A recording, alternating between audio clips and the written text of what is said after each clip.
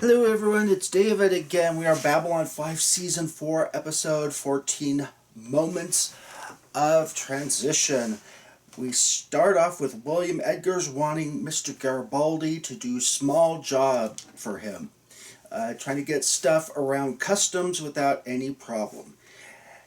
Now, I'm sorry, but Mr. Garibaldi, I don't know, doesn't seem to be too interested in this serum that is supposed to help telepaths because, I don't buy the argument that I just don't want my competitors to know what I'm up to.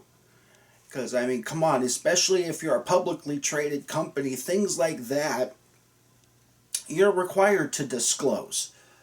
So, but like I said, it's science fiction, not science fact. At any rate, CNC still can't get through to Minbar, so Sheridan has no idea how Delenn is doing. We zip on in, and the warrior caste have surrounded the capital city and demands that the religious caste surrender. So it sounds like things are coming to a close for the Minbari as far as their civil war is concerned.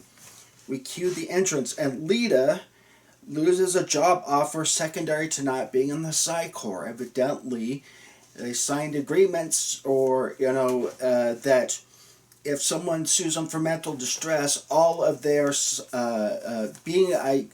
having all their telepaths in PsiCorps gives them certain legal protections. And since Lita is not in the Corps, they wouldn't be able to enjoy those legal protections. And unfortunately, Lita is just too hot potatoes for anybody in EarthGov to employ. But why not just go get a job with the alien governments and alien corporations? But at any rate, Bester arrives on Babylon 5 for business that has nothing to do with the command staff. You always gotta know he is up to something. Wherever he shows up, trouble is usually not far behind. Delenn instructs Lanier to tell the warrior caste that the religious caste is prepared to surrender. First time in over 1,000 years, Minbari are killing Minbari, and the Great Council is no more, and so everything has to revert to the way things were before. Maybe, I don't know if this is a good analogy or not, but maybe kind of like Brexit. A lot of people were afraid about, like what would the U.S. trade relations be like with Britain? Well, we had relations with Britain long before the EU and Brexit and all of that stuff was concerned. It would just go back to that sort of system until we can update the treaties post-Brexit. Is that a good analogy or a really bad one? Put your comments down below on that one and then explain why. At any rate, Lita and Bester meet in the Zocalo. Bester offers to get Lita back into the PsiCorps. She initially refuses. Basically, he wants to put her in a top secret list of deep cover agents, and in return, he gets her body. Literally, after she dies, she turns over, and he puts in a clause, supposedly, that if she dies of anything other than natural causes, the contract is null and void. So, still don't know if I would trust Bester even under those circumstances. We go in, and Station Resources now wants Lita to move to smaller quarters. After all she has really done for them, especially getting fried by the Vorlon ambassador, and you're going to move her to smaller quarters so you can make a quick buck on a few extra credits. I just like, wow. Whoever runs the station, quartermaster, whoever determines that sort of thing, is really a tightwad with the money. Because she would be at least one of the few people that, even among the command staff, that I would make sure is taken care of. To me, am I overreacting on this one? Is it literally Lita getting the shaft again? Kind of a thing.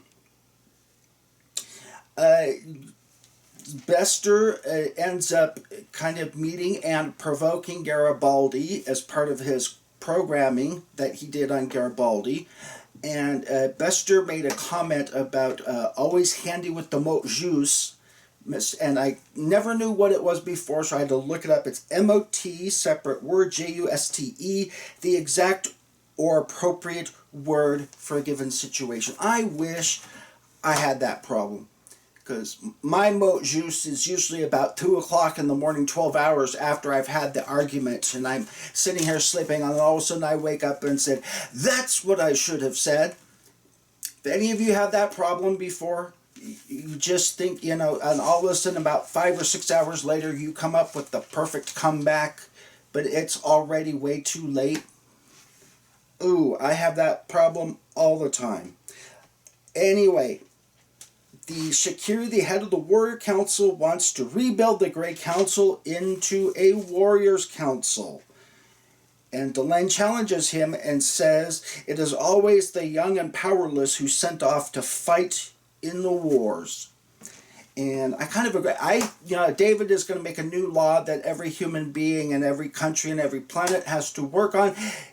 If you want to have a fight about a particular issue or go to war over something, instead of sending all the young people and all the poor people off to do the fighting, we're going to take, starting with the wives or husbands and then on down through the family line of the leaders. So if you want to fight over Crimea, it's going to be Joe Biden versus, and I can't remember Putin's most recent wife's name. Okay? You just stick them in there with a good old, they turn around and walk 10 paces and turn around and fire at each other. And then the survivor wins. Okay? You want to watch Crimea get solved like that, that would be a great way to start. Of course, then by that time you'd have the vice president or the Ukrainian government into it, and then every NATO spouse would get involved, and then every Commonwealth of Independent States. So I'm not sure how that would work itself out, but I would say the family members of the most immediate or the high, something like, the head of NATO, his family, put his family on the line. Instead of some private first class who's only joining because he wants to go to dental school or nursing school, or she wants to become a business administration major or something like that. Instead of making those poor kids do the fighting, let's do the rich people too.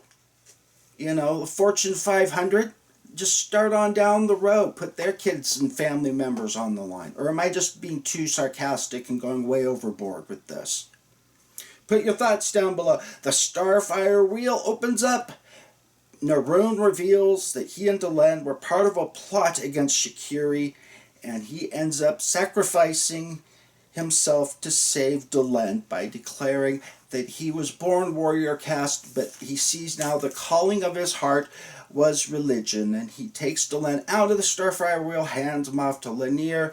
The Starfire Wheel opens up to its maximum position and literally fries poor Naroon, who sacrificed the ultimate for his caste and for his people.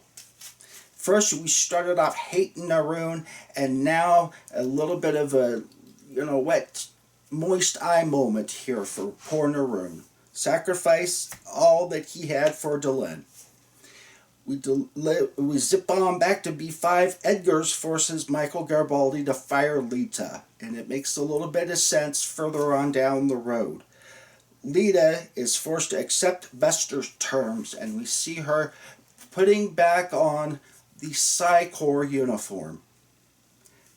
Delenn reforms the Grey Council, however, it's 2 warrior caste, 2 religious caste, and 5 workers caste. And does anyone remember how long that lasts? Because I think it goes back to being 3, 3, and 3 again. A little bit later on down. I can't remember the exact timelines. I'll probably figure it out when I watch the movies part of this episode binge.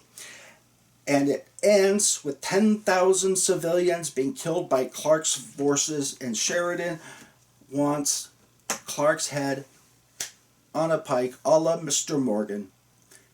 Infuriated, and in fact, when I posted articles about President Clark being one of the top 11 most evil sci-fi presidents in history, that's one of the episodes that they bring up as to their justification. That and the civilian bombings on Mars and Proxima 3. But at any rate, as always, like, comment, subscribe, and share. Hope you all have a good rest of your day.